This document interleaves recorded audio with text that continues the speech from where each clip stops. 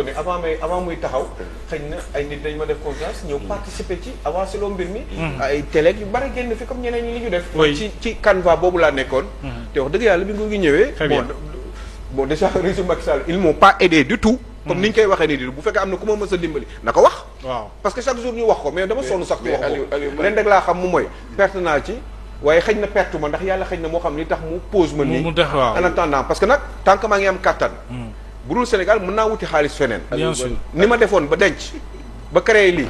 xëy na mën naa ko defaat. bien sûr ba ko na continuer. très bien loolu la ay nit jàppale la. alors waaye nag c'est pas très un appel au rapidement secours. waxtu bi oui c'est pas un appel au secours. non on comprend. on est en train de faire le diagnostic de ce qui se passe au niveau de la presse non on comprend absolument. damay wax rek li xew quoi li mu. mais bien sûr et puis ci loolu sax la ñu toll def le diagnostic ci jafe-jafe yi ñuy dund alors très rapidement waxtu bi jeex na mais bii dañ koy tënk rek waaw mbiru FMI suite et pas fin xam naa ne da ngeen cee taay mais am na ci benn rebondissement am na ci y a du nouveau. waaw j'espère un accord lan laa la waxoon. fii da nga ne dañuy wax mu ne j'espère un accord may leen le FMI joue au dilatoire avec le Sénégal. waaw may la gëw ma ni accord dina am man de fii laa ko waxoon. waaw waxoon nga ko de. non léegi nag maintenant xam nga tey jii nii. delluwaat leen ci erreur de langage bi. bàyyil erreur de langage yu Aliou Sow bi mais Bachir yow tamit la yow Bachir yow finalement lan nga bëgg. non c'est-à-dire bàyyi ko foofu mais loolay beneen bi man j'ai vu l'interview du directeur Afrique Gamayel xaw ma. Gamayel xaw ma Gamayel. ñu ne oui le FMI confirme la dette cachée. la dette waaw. ma ne leen waaye yéen waa ji il a parlé au deuxième degré. On n'a jamais vu une telle dette cachée. mooy maanaam rëy na rëyaay boo xam ne mënul nekk. loolu la wax. man de loolu laa comprendre. après loolu nga comprendre parce que man affaire yi aw ma ci compréhension après. parce que les gens te disent oui non ils ont confirmé. non le gars non musuma gis Afrique rëy na rëyaay boo xam ne musuma kaa gis ci Afrique mooy maanaam rëy na rëyaay boo xam ne lii mënul nekk. après ñoom ils ont dit que ne FMI confirmé na. mais après léegi déglul waa ji le vocabulaire a changé. xanaa gisoo leen le communiqué du ministère des finances. waaw lu mu wax. mais attends on parle de déclaration erronée di neexal di kii parce que xoolal maanaam erreur de langage boobu. merci erreur de langage boobu la ñuy corriger. léegi maintenant aujourd'hui lenn mooy am nag. gis nga man damay ñaan Sénégal bu leen rëy. su rawatina ñuy yor nguur gi. c'est important xam nga ñàkk rëy bi lan la. FMI c'est une structure qui peut te prêter de l'argent à un presque taux zéro.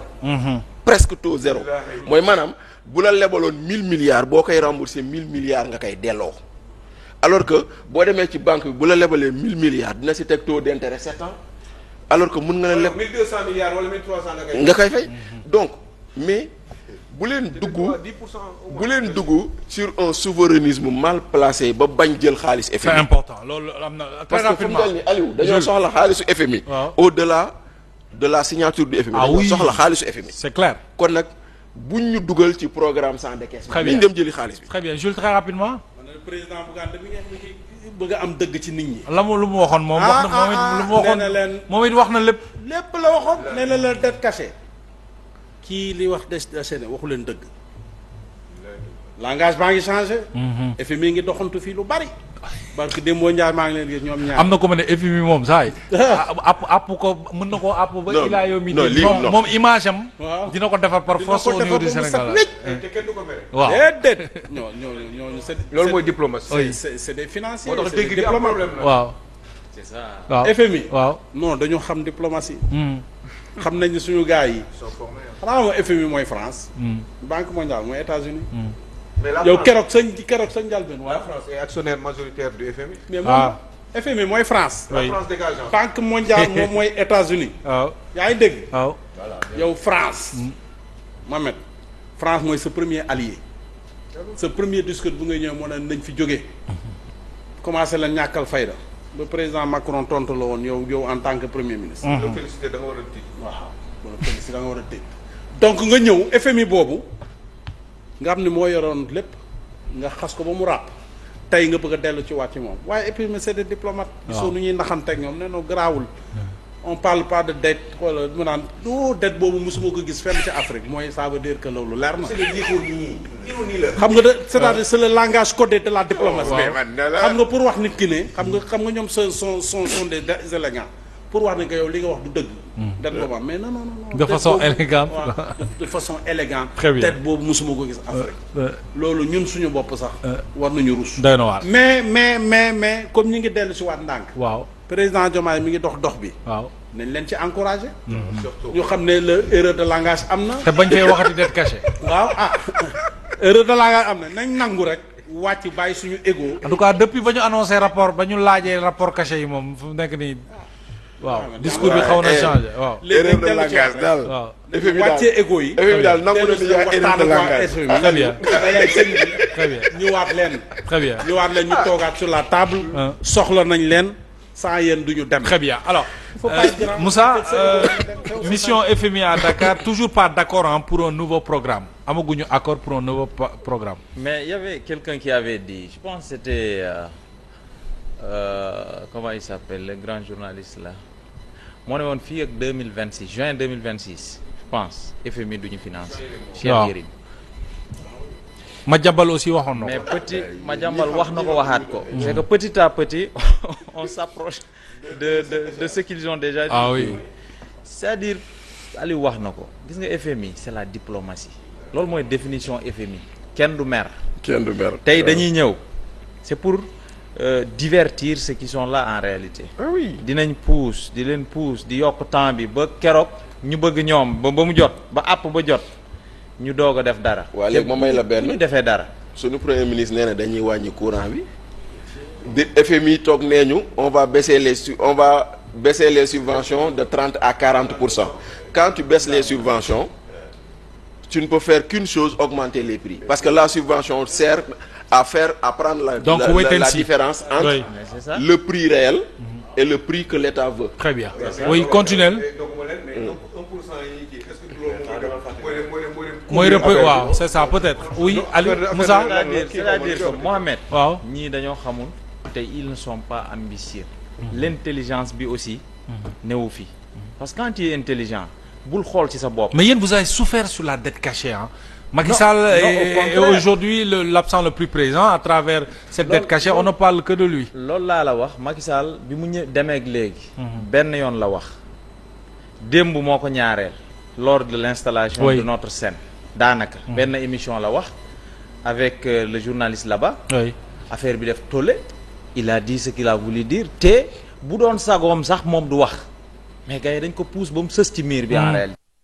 parce que dañu gàkkal deram wax lu amul ba finalement il était obligé de donner sa version. Très bien. Comment on peut cacher une dette publique? Une dette publique naka lañ ko mën a cacher.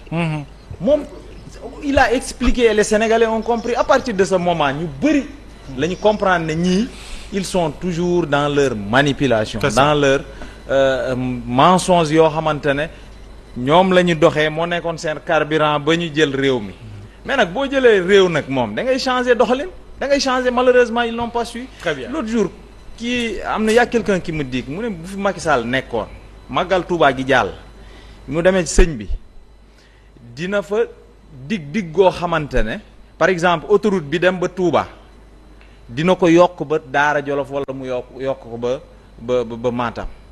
heure bi bu fi président Macky Sall nekkoon heure bi autoroute bi jëlee na ko Kaolack yóbbu na ko Tambacounda en terme de promesse yoo xamante ne du jël temps mais ñii bi ñu toogee léegi c'est-à-dire ils n'ont pas fait rêver les Sénégalais en réalité. parce que boo ñëwee même boo amagul xaalis il faut faire rêver les Sénégalais. grâce à ton discours grâce à ton image et cetera. Comment tu peux partir à l'Assemblée nationale une tribune. bu toll ne assemblée nationale. nga war a wax ak sénégalais yi. li ñuy dégg. nga war a rassurer les sénégalais nga war a wax votre vision si vous en avez nga war ko wax nga nekk foofu di daggasante ak ay députés. di daggasante c'est-à-dire di dig ay chroniqueurs yoo xam ne newuñ sax assemblée nga ne leen di nga leen effacer et cetera. ñii ñëwuñu pour le développement de ce pays. FMI encore une fois. FMI lu leen c'est-à-dire. ñoom lu ñu bëgg la ñuy def Sénégal mënu ci dara FMI musul amee nii doole ci Sénégal musul amee ni doole ci Sénégal aujourd'hui c'est vrai. FMI daf ñu xoj est-ce que xam nga ni ces subventions dont on parle là bis buñ ko supprimer c'est la catastrophe au Sénégal kenn dootul mën a tenir en réalité ak 1% yi de bu ñëwee. parce que munoo supprimer les subventions te prix des denrées yokkul c'est pas possible c'est pas possible mais bu baax c'est pas possible te boobaa personne ne pourra tenir dans ce pays-là. Très bien alors Omar. fii ko pétrole mu dinaa la wax tey benn affaire ñaan la dara sur la nit ñi dañ